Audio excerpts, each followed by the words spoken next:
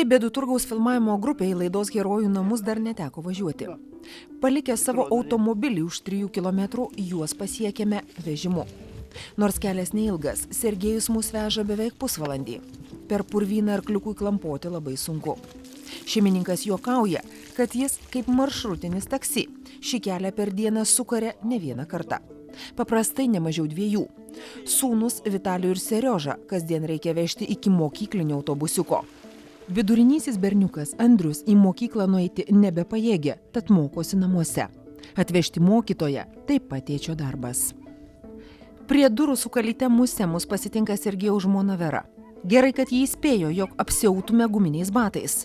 Su kasdiene avaline nelabai išbristume. 3 Veros ir Sergejaus berniukai mūsų laukia kambaryje. Netoliese įsitaisiusi katė su prieš keletą dienų gimusiais mažyliais. Namuose jauku ir labai šilta. Dėl Andriaus stengiuosi, sako mama. Daugybė lūžių patyrusiam berniukui nuo šalčio tiesiog gelia kūną. Mūsų Andriukas šiaip jau kenčia dėl daugybinių kojyčių, kauliukų lūžimų. Pirmasis lūžis kairėje kojytėje atsirado 2 metukų amžiuje ir tie lūžiai kartojosi po keletą lūžių netgi per metus. Ir žinoma, laikui bėgant vaikelis vis blogiau ir blogiau vaikščiojo, sutrumpėjo ta kairioji kojytė, pradžioje vaikščiojo su ramentais, pastaruoju metu jau pradėjo lūžinėti ir kita kojytė, dešinioji, ir nuolat vaikas yra įtvaruose, kojytės abejos ir turi važinėti invalido vežimėlyje. Tai taip, kad gyvenimo kokybė žymiai sumažėjusi. Kodėl taip yra, tai bandom išsiaiškinti ir konsultuotas, ir genetikų, ir atliekami daugybiniai tyrimai ir kalcio, fosforo apykaitos pokyčių ieškoma, kitų dalykų. Tai iš tikrųjų taip ir yra, nes kauliukai rentgenogramoje atrodo labai tokie porotiški, kas tai yra osteoporozė, turbūt jau visi žino ir girdėjo. Yra kalcio trūkumas kraujyje, yra vitamino D3 trūkumas kraujyje. Yra ir kitų pokyčių, taip kad ieškom tos tiksliosios diagnozės ir kažkaip tai bandom gydyti aktyviu vitaminu D. Na ir kažkiek palengvinti jam ir tą skausmą kojyčių ir greitesnį gijimą ir taip toliau. Tačiau šita problema yra labai labai didžiulė, nes jis negali lankyti mokyklos, jis negali žaisti kaip ir kiti vaikai, normalūs jo amžiaus berniukai. Vis tiek tai yra visai kitoks gyvenimas. Nuolat reikia atvažiuoti pas gydytojus, nuolat kęsti tuos skausmus ir operacijas. Galų gale ir vaikštant skauda, kai jis dar galėjo vaikščioti. Dabar vėlgi laukia operacijos, todėl kad nuo daugybinių kaulų lūžių trumpėja kojytės. Taip kad tikrai vaikiukas yra kenčiantis. O ar žinot, kiek iš viso jis lūžių yra turėjęs? Buvom čia vienu kartą skaičiavimės. Tai gal, jeigu su smulkesniais, tai 20 tai tokių buvo gal. Kartu ten skaitėm į pėdas lūžį, į pirštus, į va tokius vakauliukus, jau čia visą ko mes skaitėm. Bet jam lūžta tik kojos? Tik kojas, stuburos lanksteliai buvo 2 lūžę, 2 kartai, į pagrindę kojas. Ir daugiausiai viena koja? Daugiausiai viena koja buvo lūžusi 8 kartus. Jau taip stipriai. Neskaitom ten smulkių. Ar rimtų, lūžių rimtų, po kurio Jonas ilgai negalėjo nei mokyklos lankyti, tai buvo 8 lūžiai. Nežiūrint ir mūsų to gydymo, ir tie kauliukai vis tiek ir toliau lūžinėja ir žiūrėsim, kaip čia bus toliau planuojame siūsti tos tyrimus į užsienį, ieškoti genetinių mutacijų kažkokių tai ir galbūt tada, žinodami tiksliai jo ligą, galėsim pasakyti, kas tai yra ir gydymą, galbūt pakoreguoti, patikslinti. Nors berniuką dažnai kamuoja milžiniški skausmai, kuriuos pajėgia atbukinti tik patys stipriausi vaistai, Andrius labai linksmas paauglys.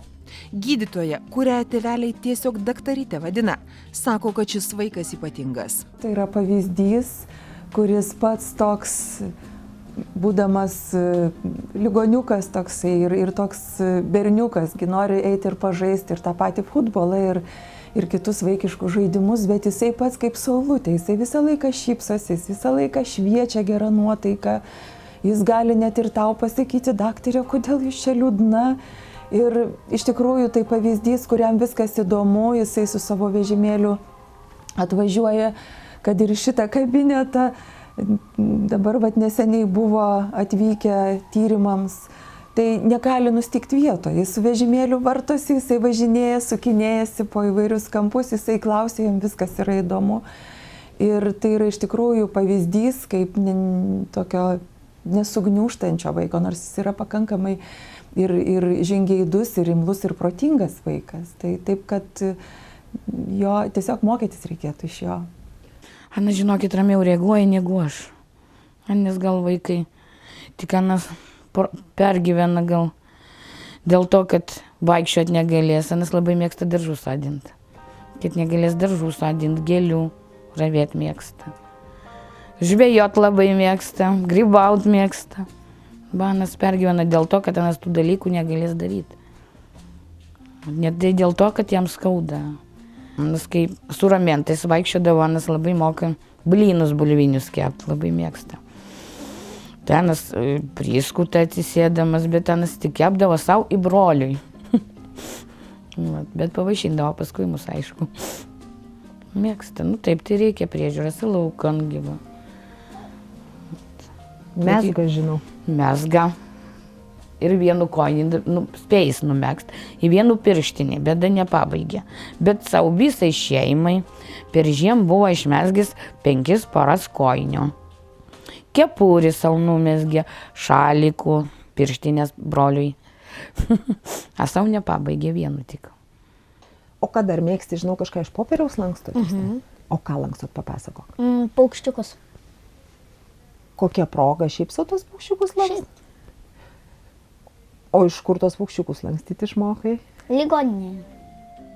Namuose vos keli paukščiai beliko, nors prieš Velykas jų Andrius su mama buvo išlankstęs net 50. Beveik visus mažasis broliukas išnešė, mokyklą papuošė. Jie su Andriumi ne tik broliai, bet ir geri draugai, tikina motina. Serioža tiesiog kojas Andriui atstoja.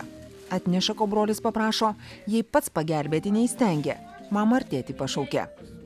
Deja, viena bėda ne bėda. Mažasis taip pat ligoniukas. Net toks sunkus kaip brolis, bet silpnos sveikatos. Kol kas lūžių nebuvę, bet jau yra kalcinatai, kaip pasakyti, maži akmenukai inkstukuose, yra kraujyje kalcio ir fosforo apykaitos sutrikimo požymių, taip kad greičiausiai irgi gali formuotis kažkokie tai dalykai panašus į Andriuko. Baisu, bet bandau apie tai negalvoti, tikina Vera. Stengiamės kaip be išmanydami vaikų dalią palengvinti. Ūkiškai gyvename, kad tik pinigėlių berniukų gydymui nepritrūktume. Per mėnesį vien tik tai aktyviam vitaminui D3 reikėtų išleisti apie 300-400 litų. O kadangi ne tik tai tų vaistų reikia, bet ir tų įtvarų reikia ir atvažiuoti į ligoninę periodiškai gydytojų konsultacijoms ir sudėtinga atvažiuoti, todėl kad vaikas pats nevaikšto, tai vėl prašo kaimynų, samdo žmonės, kad atvežtų. Tai turbūt susideda labai daug tų finansų, kuriuos reikia išleisti ir skirti tiems sergantiems savo vaikam. Labai pasistengęs seniūnas, nes jisai kreipėsi į kunigą, kuris pamokslo metu paskelbė žmonėm apie šią nelaimę, taip galima sakyti. Ir kunigas kreipėsi į bendruomenę ir atsirado kelios moterys, kurios sutiko, tiesiog paaukojo savo laiką ir skyrė tam ir surinko pinigėlius čia per kelis kaimus. Seniūnas kreipėsi į vietos verslininkus, ūkininkus, kurie taip pat nenusigręžė ir padėjo, skyrė kažkiek pinigėlių. Ar daug pinigėlių pavyko surinkti? Maždaug apie 3000. Ir jau vaikelį pasiekė tie pinigai, ar dar ne? Pasiekė, taip. Anas supranta taip, kad kiekvienas jo lūžis, kaip aš dabar jį supratau po tiek metų, Anas galvoja, kad kiekvienas lūžis tiesiog skaudina labai, ne jį patį, bet tėvus. Tiesiog bandau jam dabar šitą nerodyti. Kai būdavo anksčiau būdavo supyksti, ar tai sakau, žaist reikėjo lėčiau, ar tai bėgti lėčiau. Bet dabar po tiek metų jau pradedi kitaip suvokti visą šitą reikalą. Ir tiesiog apsiraminėjai, bandai jį nuraminti, sakai, kad nepergyventų, kad viskas bus gerai. Bet taip Anas labai draugiškas, vai ligoninėje guli, kitus vaikus užjaučia, pagodžia kitus. Labai draugiškas dėl šito, į mane pagodžia. Sako, mama, ko tu pergyveni? Da sako, šoksime mes su tavimi.